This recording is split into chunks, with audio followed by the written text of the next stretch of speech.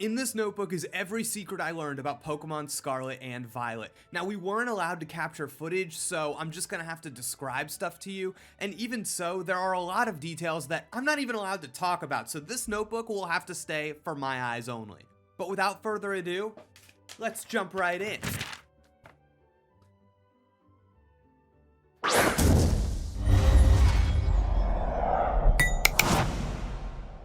What is up, friends and fans? Jake here, and I'm here to tell you 10 things that I saw in my preview of Pokemon Scarlet and Violet that we do not have the footage that no one has seen yet. And the first thing I want to say is that I can't believe this. Line of sight trainer battles have been completely removed from the game, which is really crazy to me because there was a trailer early on that I think kind of fooled us into thinking that this would happen, but I was told that trainers will stand around, they'll toss a Pokeball in their hands, and you have to go over and talk to them to initiate the battle. They will never do it via line of sight. My next detail is that the open world actually has a lot more going on than I think the trailers have showed us so far. So I know I've definitely seen videos in which there's a trainer running around and there'll be like one Pokemon in the open world. That was not the case during our preview, not the case at all. There were always a ton of Pokemon roaming around, oftentimes in packs, and then the bigger thing that surprised me is that there are more items glowing, hanging around than there have ever been just like sitting out there in a Pokemon game. For sure. I couldn't believe how you just look around and it's like, oh man, I gotta make a choice about which item I'm gonna go for now and then go in that direction in the open world. Next, backstrikes are in, but Legends Arceus aiming is out. So this kind of pains me to say. There is no more like aiming down your sights and throwing a Pokeball, but you can throw the lead Pokemon in your party out by pressing the right trigger, and that can initiate a Pokemon battle. So you don't have to run into the Pokemon's model.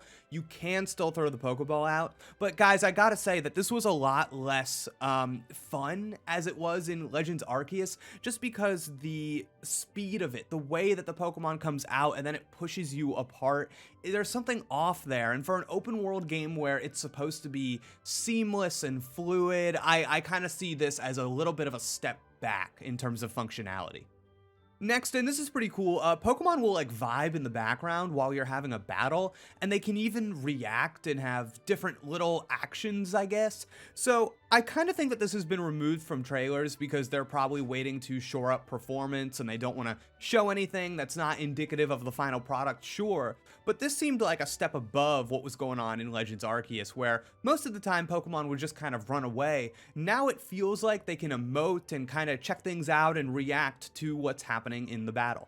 Similarly, follow Pokemon can react to the weather alongside your own trainer. There was this really crazy thing that happened where it was raining and our character was like touching their head and kind of freaking out that they were getting covered in rain, and we had a Farigiraf out exploring with us, and the Farigiraf kind of was digging the rain and was like running around in a huge circle having the time of its life emoting. It was really cool and something I'd never seen in a game like this before.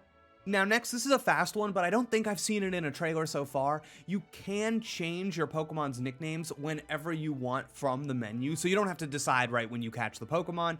I really like this feature, glad to see it there. And similarly, the PC is back in your bag. I know the open world nature of these games had people thinking maybe this would be the case, maybe it wouldn't, but yeah, you can access your PC whenever you want. Now this is a little random, but I think it's kind of fun. So you have the ability to kind of like do these big jumps and glides and climb with your ride Pokemon. So Triss and I actually tried to get into a Team Star, the evil enemy team, get into a Team Star base from just like flying in. And the game actually stopped us, and a Team Star grunt was like, whoa, whoa, whoa, whoa, whoa there, buddies. You gotta go through the front door. Have some decency, you know, which was kind of funny. And that was really one of the few times that the game ever really interrupted our open world play, because outside of that instance, we were told that the only load screen present in the game is when you are going into the main town that has the Pokemon Academy that we've seen so many times.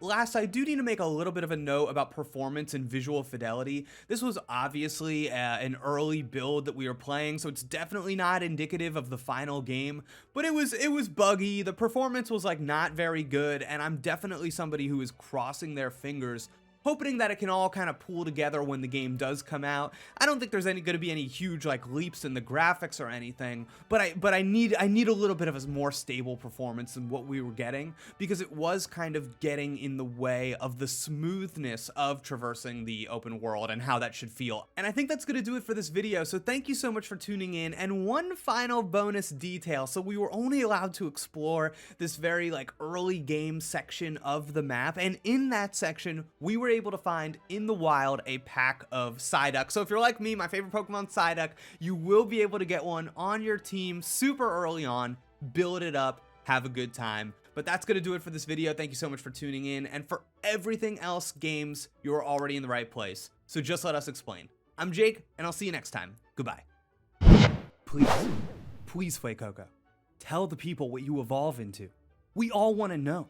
I'm so close to picking you as my starter, a fire Pokemon. I can't even believe it. But I don't know what you evolve into, and I need to know. I'll pick Sprigatito. I'll do it. Don't test me, Fuecoco. I'll do it. I'll pick that grass Pokemon like I do every generation. Just tell me what you evolve into. Come on!